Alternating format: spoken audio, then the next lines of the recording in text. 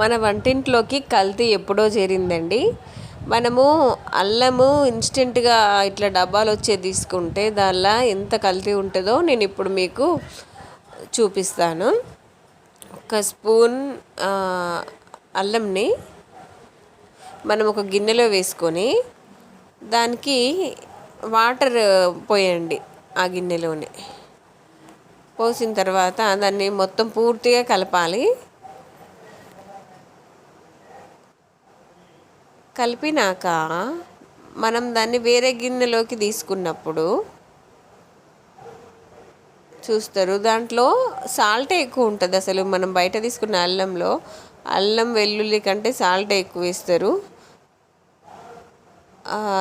దీన్ని మనము బయట అల్లం వాడినప్పుడు మనము కర్రీస్లలో సాల్ట్ వేసుకోవడం మానేయాలి, ఎందుకంటే ఎక్కువ అయిపోద్ది.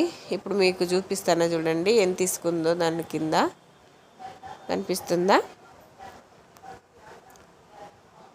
ఇంకా కొన్ని వాటర్ పోసి చూపిస్తున్నా చూడండి.